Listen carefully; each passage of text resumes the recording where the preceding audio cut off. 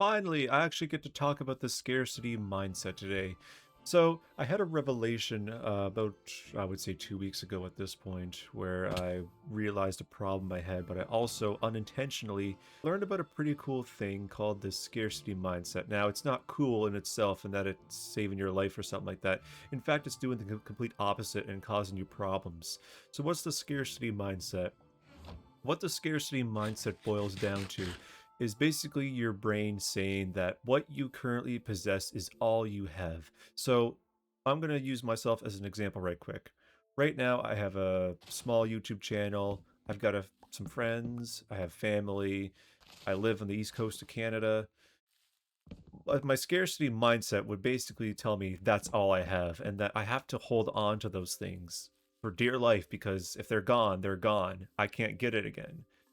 But obviously, it's completely false. I've made new friends. I've traveled to different places. So that's where the opposite comes in, the abundance mindset, which is basically your brain saying that you have what you have, but there is more. And that is not in a selfish way. It is actually in an optimistic way. So take my situation again. I have a few friends. I live in the East Coast, but I know that there's a whole planet that I could travel. If I really think about it, I could get on a plane, put myself into debt, obviously, and I could travel to Europe, I could travel to South Africa, Australia. I could do it so easily. But if I had the scarcity mindset, I think that the East Coast is all I have because that's what I've traveled. I just do these day trips or night trips, whatever it is, and I wouldn't go anywhere else. But even going to Alberta really opened that up for me because I'm like, yeah, okay, there's a whole other side to my country for starters, but I can actually go places. I don't just have where I live and the surrounding few hundred kilometers or whatever. I have more out there.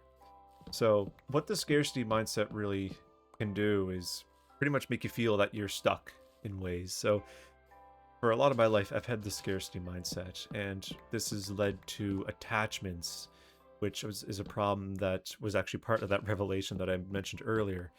And so these attachments would come from some stuff that happened in childhood, but it would also come from my scarcity mindset. Now, I believe these might also just be kind of hand in hand.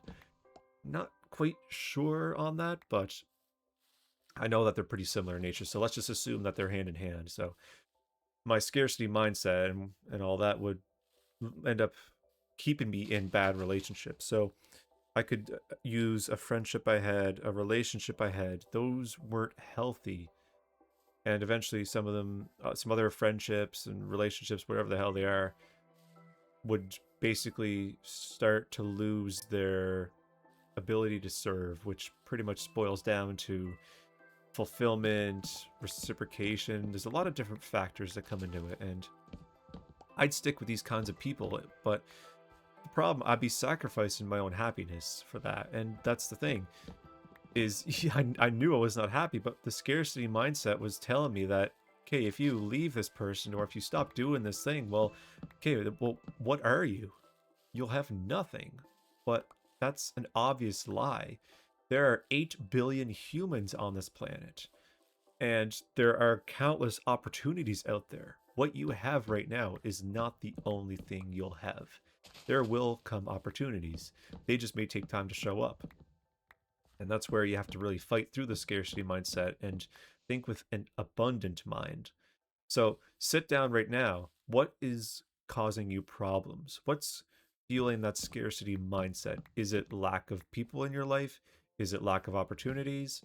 Those are very valid things. If you don't have many friends, if you don't have many opportunities, and yeah, it kind of makes sense to think that you don't quite have opportunities and such, but there are.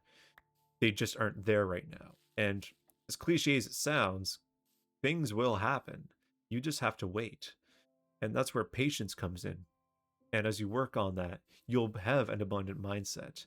And so now, this past month, I've been doing a lot of work on myself, trying to change that mindset and doing a lot of other things to actually help avoid the scarcity mindset. And now I think with an abundant mind. I know that there are people out there that I can be friends with. There is a girl out there somewhere that I'll be able to raise a family with. There's all these things that I know exist now because I've just changed my mindset. Was it easy? No, it did take some time, and I have slipped up. But now it's here, the date's July 5th, and I can say that I finally have an abundant mindset, and it makes me very happy to have that because now I'm just a happier person overall. Because while I don't possess those things, I know they exist. Look at your dreams and such as a kid. You dreamed of being a firefighter, a police officer, a doctor. Well, when you're 5 years old, you don't have the ability to get that. There's no chance of it happening. But at the time, you're actually thinking with an abundant mindset. When you think of those dreams and opportunities, you're already saying that you have the opportunity. So if you're like in your 20s, 30s, or if you're a teenager watching this, well, you have dreams, and those dreams are actually your brain thinking of things you want. But what you're not even noticing unintentionally is that it's actually the abundant mindset going to work. Those dreams you have are the abundant mindset going to work. So if you have a concert you want to go to, or a trip like you dream of, or something like that, well, thing is that you're already telling yourself that there are opportunities, right? I'd love to see The Weekend since it's his final tour under his current stage name. But now this is a bit of a funny example because this is when the scarcity mindset would actually thrive because this is his last tour as The Weekend. There is not going to be another tour after this one. And unfortunately, he's doing it in Europe and Asia, so flying out there would be very expensive unless I got lucky or something like that with money.